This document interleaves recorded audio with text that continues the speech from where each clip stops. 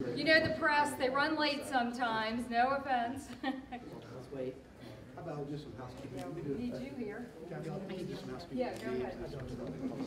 Go ahead. Just for housekeeping for the assembled media, I'll be speaking. My name is Jeff Hulbert. It's spelled J-E-F-F-H-U-L-B-E-R-T. I'm the founder of the Patriot Picket. I'm his brother Kevin, common spelling. H-U-L-B-E-R-T.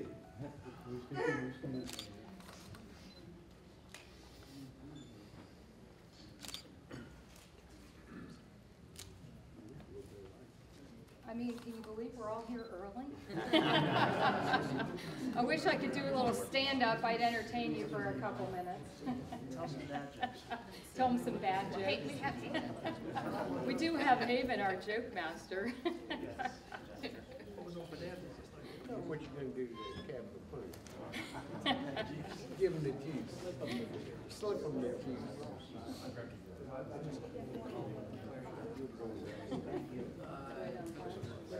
All right, well, it is just 6:30, so if any of the other media comes in late, well, we might do a little restart.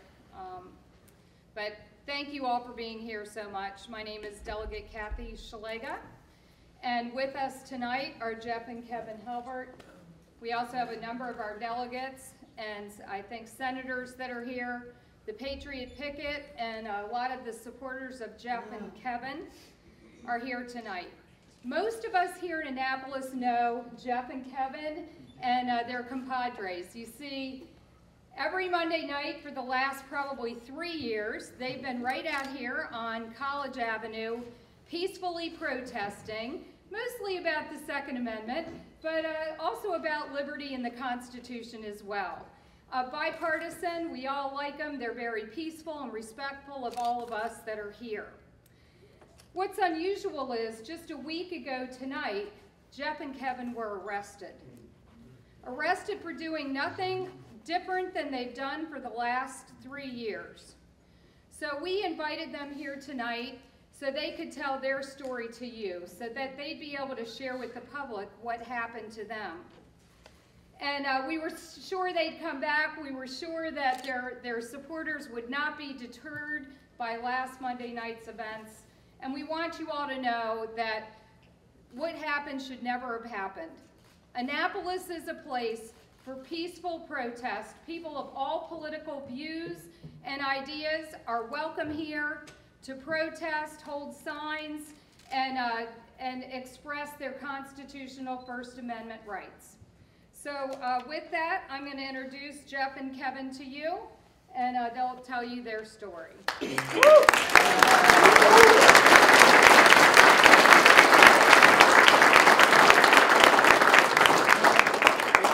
Thank you, Delegate Szeliga. Thank you very much, and thank you to Nick Kipke, who is also hosting this afternoon.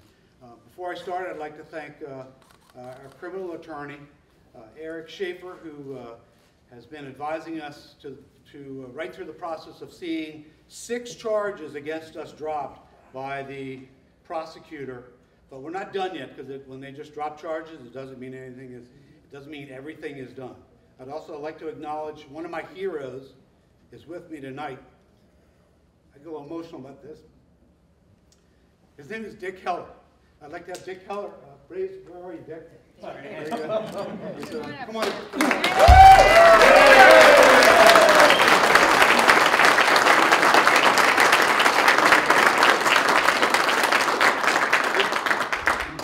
My brother and I were standing in the shadow and in the footsteps of Dick Heller. In 2008, Dick Heller won at the Supreme Court, the United States Supreme Court, the landmark decision that gives all of us the right to have a handgun in our homes and to have it for self-defense and other lawful purposes. Before then, hundreds of years, we've been waiting for the Supreme Court to make this decision.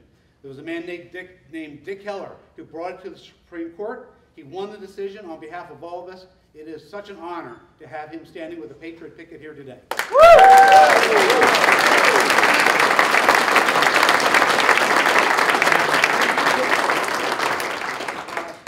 It is an emotional thing for me. Last Monday night, it was a shock to be arrested. For just another night, I was doing what we had done for so many other nights on the public sidewalk. We were approached and we were told we were going to be put under arrest. I was arrested first. My brother Kevin was arrested right after me.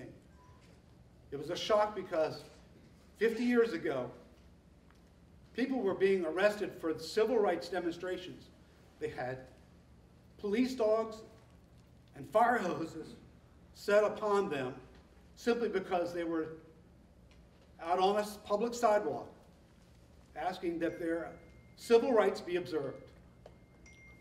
The shock for me is that more than 50 years later, someone like me is put in handcuffs for the exact same thing that happened in Selma, Alabama. The lesson for us tonight and for going forward is that civil rights has to be, you have to exercise it and you have to care for it. And it's amazing that in 2018, someone like me would be cuffed to a metal bench in a police station for standing out to advocate, just for advocating for civil rights. It just means that we have to be ever watchful, ever mindful going forward. And I want to thank the Patriot Pickets. We had a number of Patriot Pickets with Kevin and I the night we were arrested. We're very grateful to them. We're very grateful to our group as a whole, because everybody is committed to the upkeep of civil rights, to speaking out for not just the First Amendment, but the Second Amendment, for all the amendments. We're the Bill of Rights guys, and we're very grateful to have had that opportunity. It's a pleasure now to invite my brother to speak.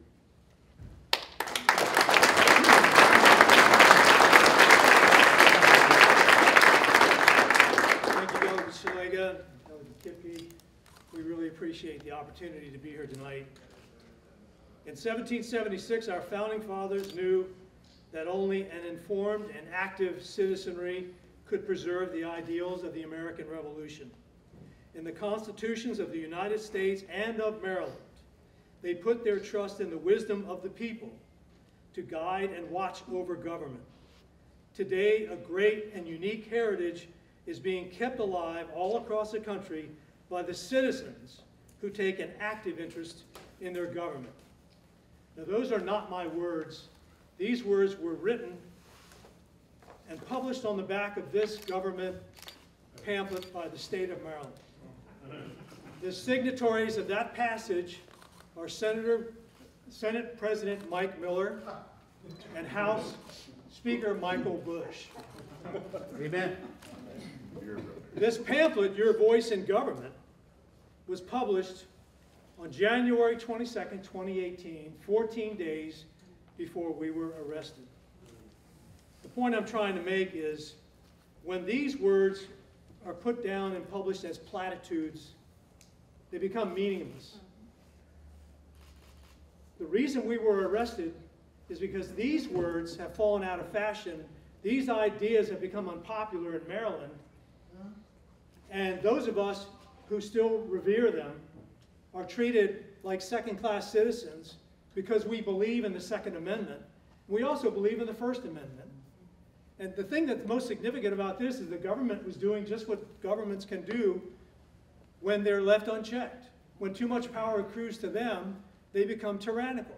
So last week, when 6 police cars came roaring to the curb, the lights flashing, the sirens sounding, the officers jumped out, all fully armed. They arrested us, put our hands behind our back, cuffed us so tight our hands were falling asleep, stuffed us into police cars, took us to a place we've never been, locked us in a room, and then locked us to a steel bench. And there we remain in that position, handcuffed to that bench, for 90 minutes while the other police officers, the agent of our Maryland government, rummaged through their drawers looking for blank citation documents, scrolling through an old computer looking for charges, rummaging through old binders looking for information, and at the very end, they were scrolling through their cell phones, desperately looking for some information about how to charge us, and they ended up charging us with trespassing on a public sidewalk. If that's not an oxymoron, I don't know what is.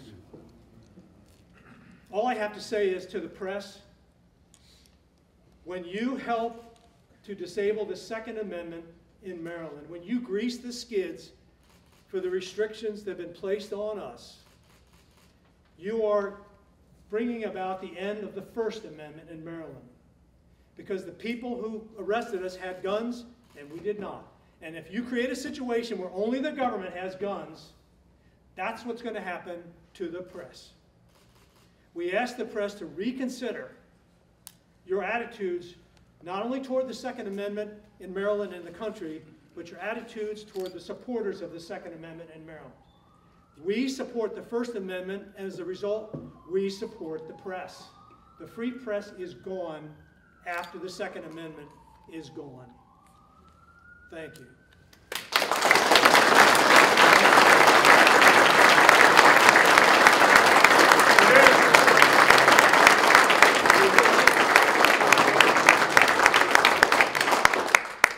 Thank you all for attending. My name is Delegate Folden. I am a representative from Patriot County. I am definitely one that I consider myself a statesman because of my other job. I'm still an active law enforcement officer to this day. I'm the only one in the General Assembly right now. And as an active law enforcement officer, there's a need for me to immediately want to just reach out to my brothers and sisters in law enforcement and try to put myself in their position and understand that there are differing circumstances that rise, and sometimes rise to the arrest of citizens. However, this arrest should never have happened. The safety issues that were cited do not make sense. There was not obstruction of free passage. The purpose of the protest is to garner attention for their issue. This is what people do all the time on state property. It is an ideal platform, folks. If drivers, one of the things that was cited was about driver safety. If driver safety were such a concern, then permits would never be issued for anyone in Lawyers Mall area. It is the responsibility of every motor vehicle operator on the roadway to maintain control of their vehicle and exercise due caution and care while driving their vehicle. Because someone is standing, exercising their First Amendment right along the sidewalk does not prohibit people from operating their vehicle safely. While I support the Second Amendment, this issue for me is not even a Second Amendment issue. The bottom line is the First Amendment, our rights are protected for all citizens, no matter what the issue is or the side of the issue that you advocate. At the very least, there needs to be established a clearer policy regarding the acceptable locations and expectations for those who wish to demonstrate on Capitol grounds. Clearer guidelines would help eliminate this in future instances. I hope to see this encounter used as a training opportunity for the Capitol Police to enhance communication strategies with those who demonstrate around this complex to allow that free flow of information to continue and the citizens' voices to be heard so that no one is ever silenced again. Thank you.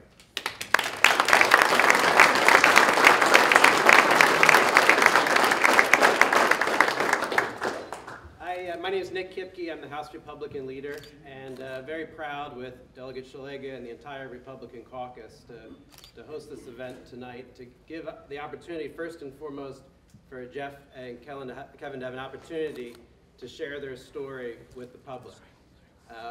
Many of us have come to know these men and the ladies and their team that show up not just every Monday night, but many days throughout the week to advocate for the Second Amendment.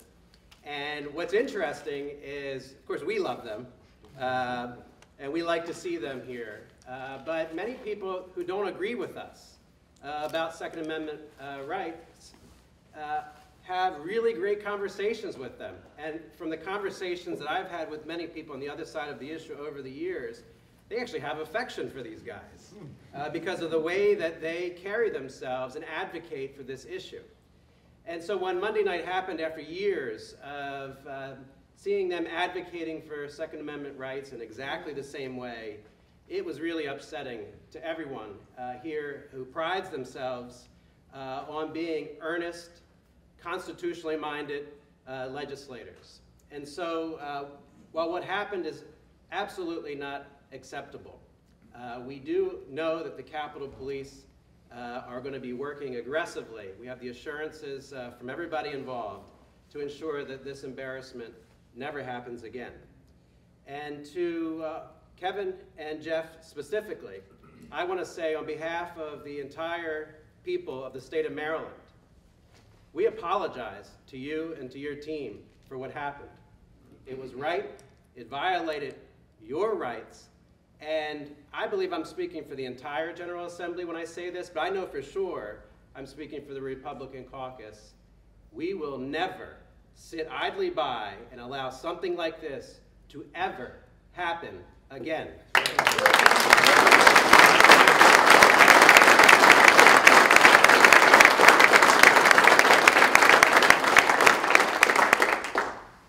Now, I know you probably don't hear these words enough. Now, I think we may just be speaking for us in the room and a small group on the other side of the aisle. But we want to thank you for standing out there in the cold, the rain, the ice, the snow, and standing up for all of our rights. It means so much to us, and so on behalf of all of us who believe in the Second Amendment strongly, thank you.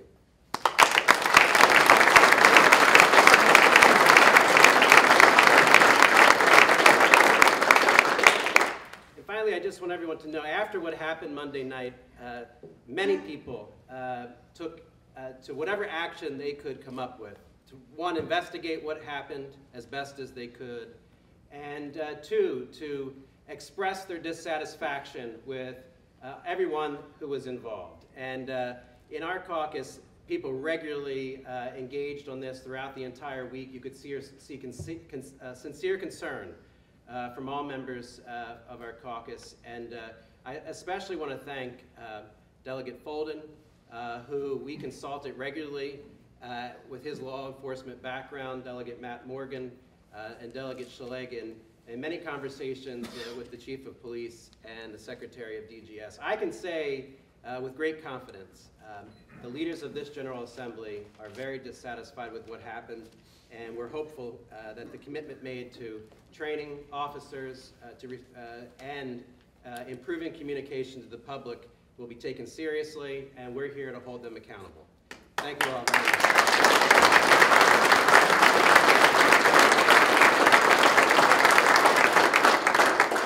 Any questions from the press?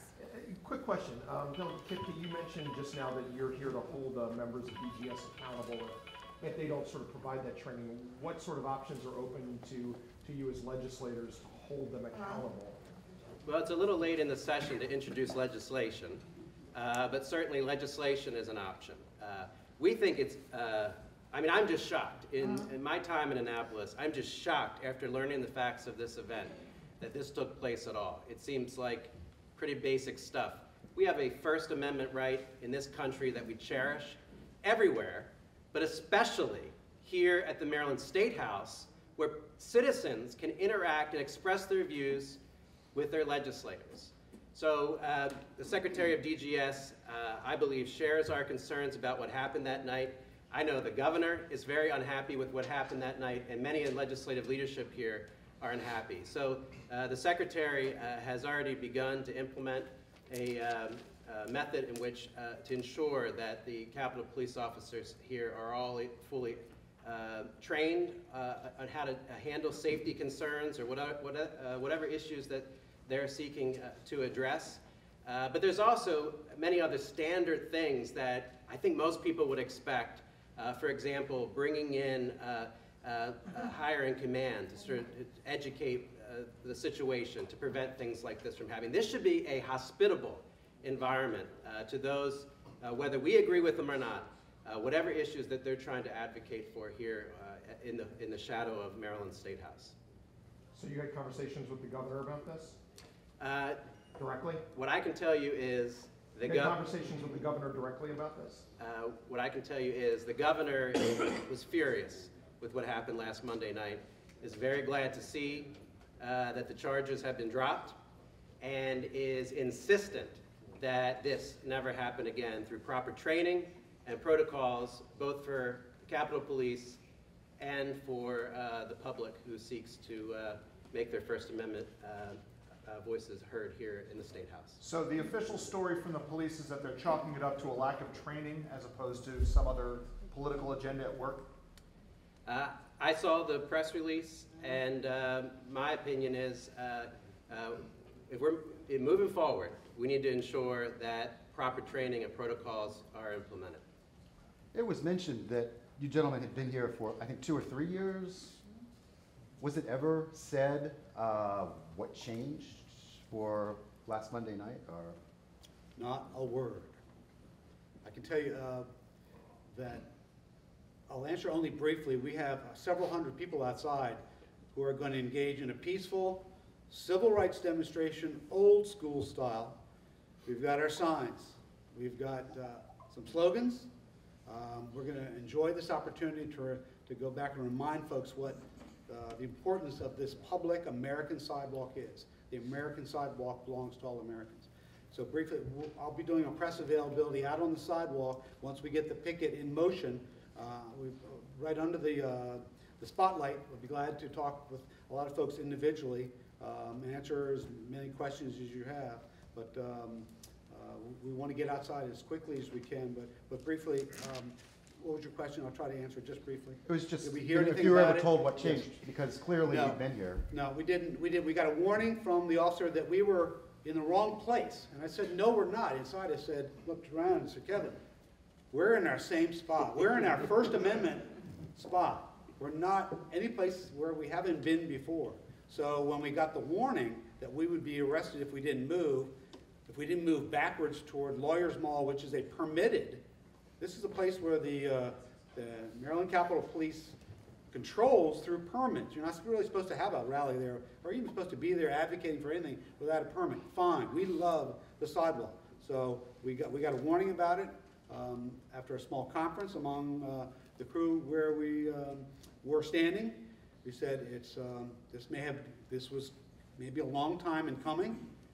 If we had to be arrested to make this point, to get this settled, it was time to be arrested. All right, thanks so much.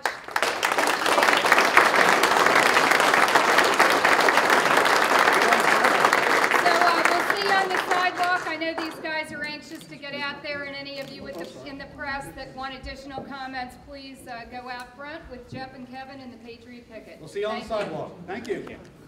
Excuse me. Hey, I was there last Monday. I just wanted